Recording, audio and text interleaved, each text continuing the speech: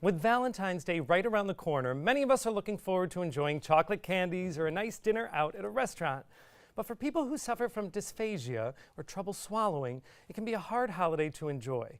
Carol Winchester, the president of Dysphagia Management Services, is here with some ways to make Valentine's Day enjoyable for everyone. Welcome back, Carol. Hi, nice to see you again. So for those of us who might not be familiar with the term or might not remember when we discussed it before, just remind us what dysphagia is and what can cause it. Well, dysphagia is trouble swallowing, and it's important to remember that it's always caused by something else.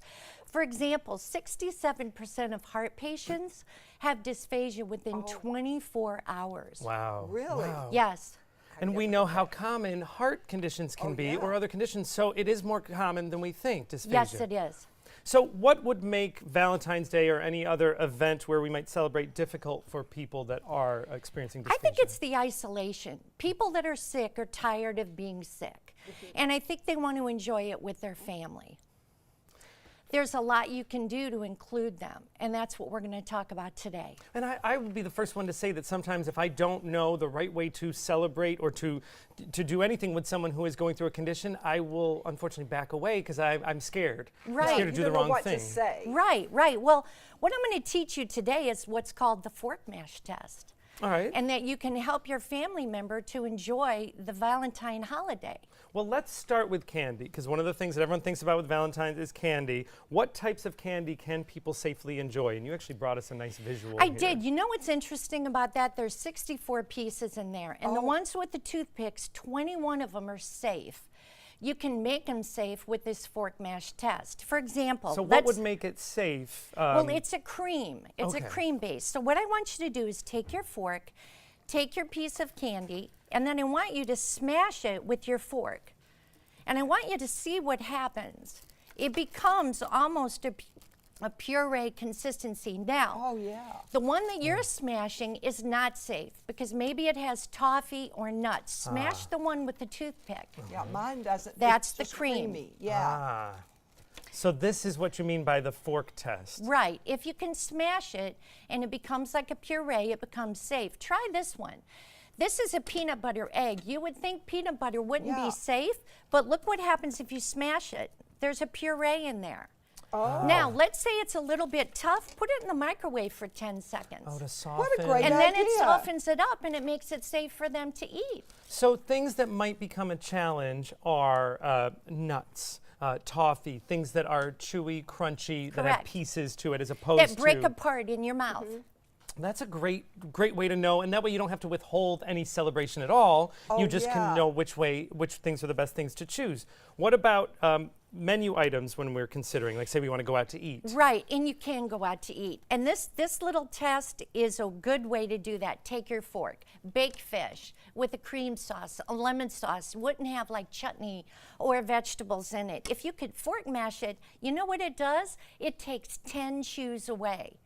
So that you save your energy for swallowing. So you could do baked fish, you could do a baked potato or mashed potatoes, and that can be completely safe. So if you are unsure whether it's fish or any type of side dish, vegetable dish, you'll smash it with the fork. Smash it with the fork, and the other thing, like I said, it does for your family member, A, nobody will notice, and B, it makes it safe and it makes it less fatiguing for them. I like that this that's is so doing good. two things. This is not only making sure that they are included in any celebration, but it's Right. also giving them some of their pride and dignity And that maybe have been compromised. It's true, and they're so sick of being sick. You know, they want to enjoy with you, and I have patients who will say, would you tell my wife to stop making such a big deal out of it? It embarrasses me. These are little things that you can do so that they could be happy and healthy and enjoy the holiday. Well, one thing that makes us happy, maybe not as healthy, is desserts. So if we do go out to eat, are desserts off limits? No, absolutely not. If you'll notice, you both have key lime pie because this is Florida.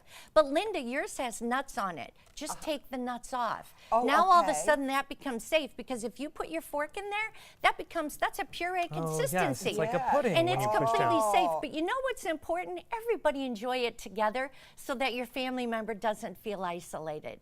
You even showed that you could pick up a dessert from somewhere like Publix, and while a chocolate cream pie would be fine, the nuts on top you'll just remove. Yeah, and the piece of candy, take it off. And then again, for your family member, if you smash it, to take out the chewing and also incorporate the flavors and the textures together, it becomes safe. Carol, this is great, Thank great you. advice and great tips for all of us as we continue to learn. You have documents like this that have the tips you just mentioned and many more.